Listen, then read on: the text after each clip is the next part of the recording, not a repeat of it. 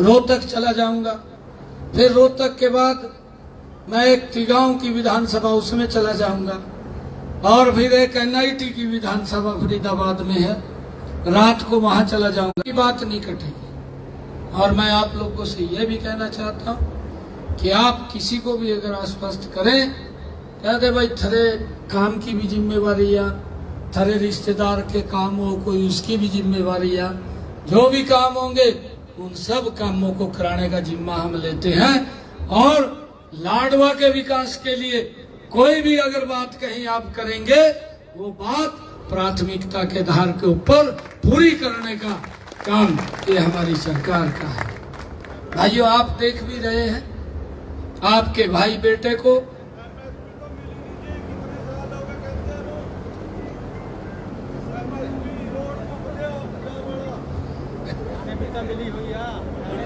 बैठ जा कोई बात नहीं। 2014 की एमएसपी जब कांग्रेस की सरकार थी, 2014 की एमएसपी 2024 की एमएसपी, उसका अंतर भी आप देखिए, कितना बड़ा अंतर उसके अंदर है।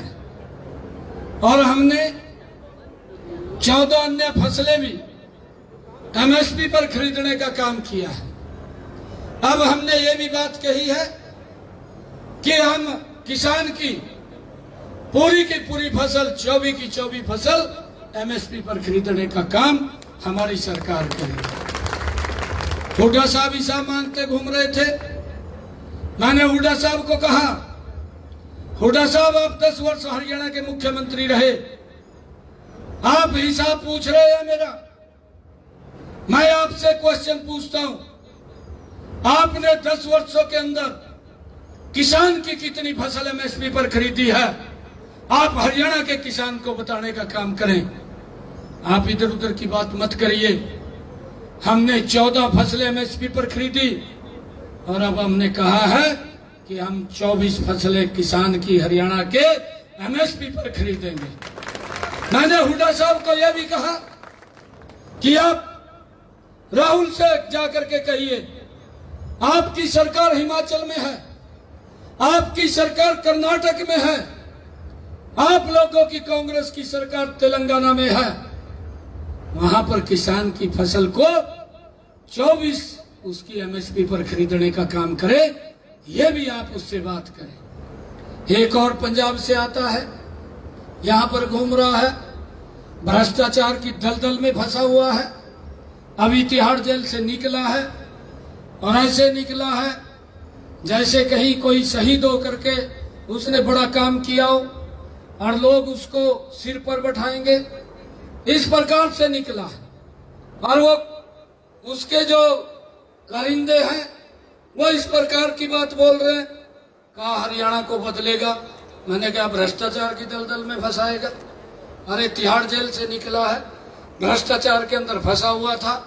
मैंने उसको भी कहा कि आप पंजाब के किसान को एमएसपी पर उनकी फसल खरीदे, ये आदेश जारी करें, आपकी सरकार है वहां पर।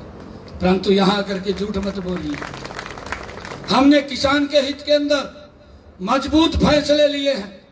हमारी 10 वर्ष की सरकार ने किसानों के हित में, अरे प्रधानमंत्री किसान सम्मान निधि दी, लगातार चल रही है, 17 किस्तें चली गई हैं। अगर हरियाणा के किसान का हम देखें, 5,763 करोड़ रुपया 17 किस्तों के अंदर हरियाणा के किसान के अंदर खाते में पहुंचाने का काम ये हमारी सरकार ने किया है। किसान को हमने भावांतर भरपाई दी, 64 करोड़ रुपया भावांतर भरपाई का किसान के खाते के अंदर पहुंचाने का निर्णय भी ये हमारी सरकार का है, हमने दिया है। लगातार हमारी सरकार एमएसपी बढ़ा करके दे रही है। मैंने हुड्डा साहब को पूछा, हुड्डा साहब ये बताइए 2014 आप जब ये छोड़ करके यहाँ हरियाणा के लोगों ने आपको भेजा, कितनी मेरा किसान पैदावार करता था? 37 लाख एकड़ के ऊपर हरियाणा में हमारा किसान पैदावार करता था।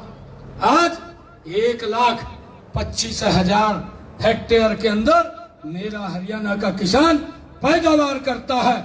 हमने योजना बनाई, प्रधानमंत्री कृषि सिंचाई योजना, और उसके माध्यम से पहली बार किसान को 85% की सब्सिडी दी, और सब्सिडी दे करके उसके खेत में चाहे स्प्रिंकल इरिगेशन है चाहे ड्रिप इरिगेशन है, हमने पानी पहुंचाने का काम किया।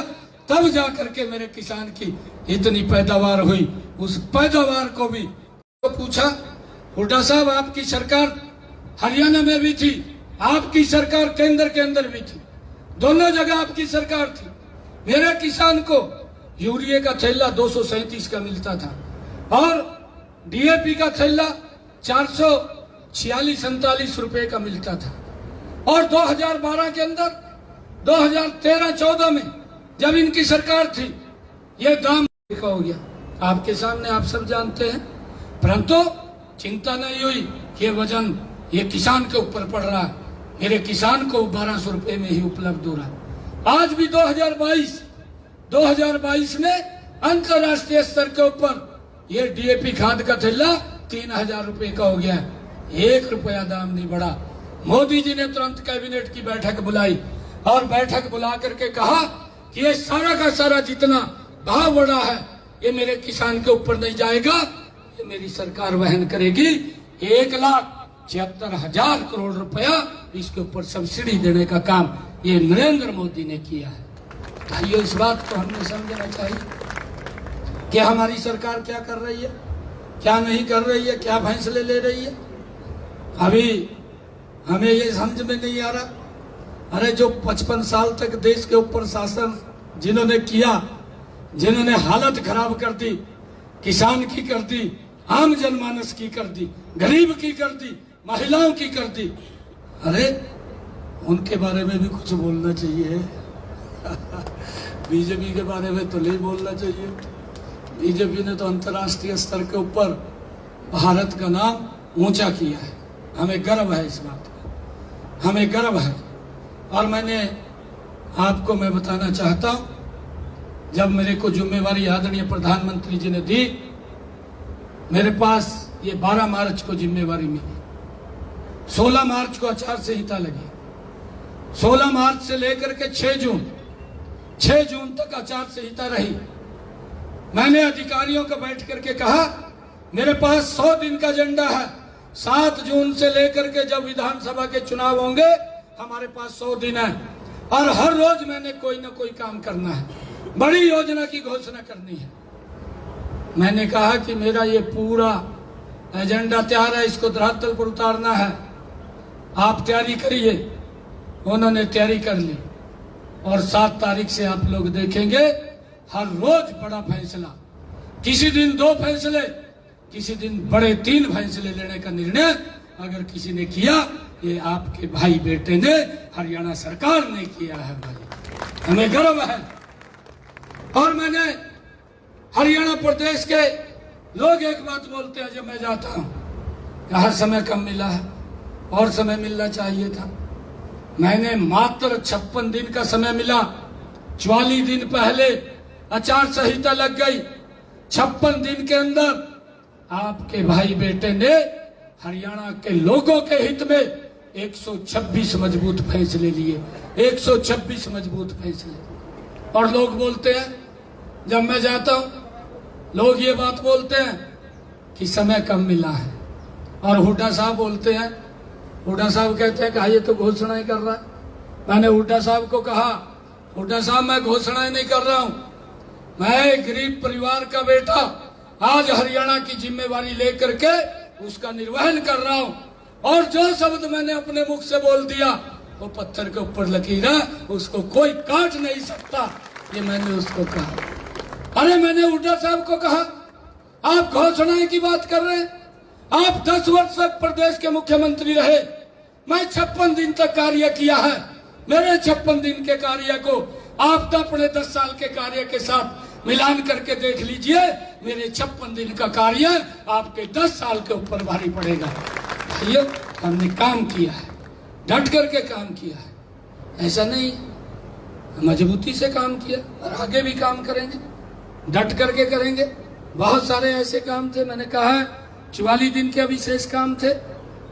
हर रोज का मैंने कोई ना कोई निर्णय ले रखा था और निर्णय ले करके लोगों के हित में फैसले किए।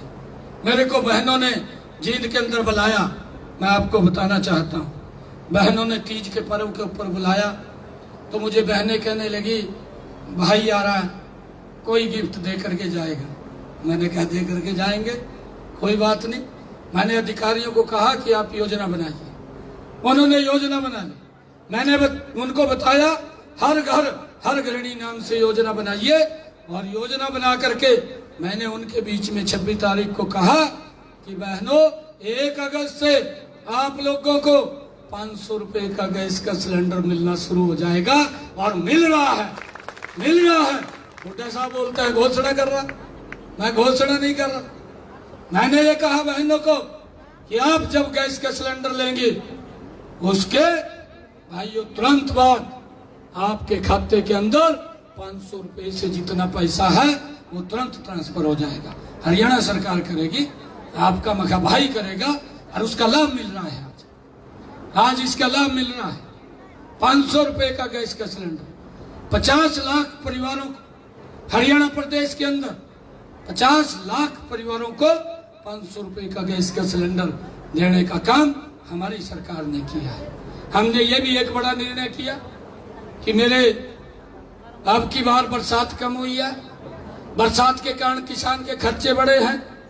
हमने अधिकारियों को कहा कि ये खर्चे कम करने हैं, किसान के खर्चे कम करने हैं, और हमने निर्णय लेकर के प्रति एकड़ किसान के खाते के अंदर 2000 रुपए पहुंचाने का निर्णय हमारी सरकार ने किया है। 525 करोड़ रुपया वो ट्रांसफर भी हो गया। 525 करोड़ रुपए चला गया है। धीरे धीरे करके ये सारा का सारा पैसा किसान के खाते में चला जाएगा। ये किसान हित ऐसी सरकार है, और किसान के हित में ध्यान रखते हुए हम फैसला लेते हैं। ऐसा नहीं है कि हम इधर उधर की बात करते हैं। हमने जो करना है, हमारा विजन भी स्पष्ट है, हमारी नीति भी स्पष्ट है, हमने किस गति से चलना है वो भी स्पष्ट है, हम बखूबी जानते हैं। हमने अधिकारियों को स्पष्ट रूप से कहा है। और भाइयों, हुड्डा साहब बोलते हैं, कहा जी ये तो घोषणाएं कर रहा है। मैंने हुड्डा साहब को कहा, हुड्डा साहब ये तो ट्रेलर है जो हमने दिखाया है, 8 तारीख के बाद आपको पूरी पिक्चर दिखाने का काम हम करेंगे, कोई और नहीं करेगा। हम करेंगे, पूरी पिक्चर दिखाएंगे कि प्रदेश का विकास कैसे होता है। भाइयों, आप सब इतनी संख्या के अंदर आए हैं, मातृ शक्ति आई है। मैं आप लोगों से आग्रह करूंगा कि ये जो 10 दिन का समय शेष बचा है, इस 10 दिन के अंदर आप लोग एक एक घर के अंदर जा करके, एक एक परिवार के अंदर जा करके, जहां हमारे रिश्तेदार हैं वहां पर भी, अगर और कोई मित्र प्यारे हैं उनको भी कमल के फूल का बटन दबाएं। भाई बाकी के काम मेरे ऊपर छोड़ दो, सारे काम करने का जिम्मा हम लेते हैं। आपको कोई दिक्कत परेशानी नहीं आएगी। आपके गांव में भी काम को सुनेंगे, लाडवा में भी सुनेंगे, कुरुक्षेत्र में भी सुनेंगे। आपको अगर इमरजेंसी होगी सीएम हाउस के अंदर भी सुनेंगे। आप सबका बहुत बहुत धन्यवाद इन्हीं शब्दों के साथ। जय हिंद, जय भारत, जय भारत माँ। वाहेगुरु जी दा खालसा, वाहेगुरु जी दी फतेह। आप देख रहे हैं गाँव दुखड़ा उसी की लाइव तस्वीरें। गाँव दुखड़ा में मुख्यमंत्री नायब सैनी राम से वोट की अपील कर रहे थे। आप लाइव तस्वीरें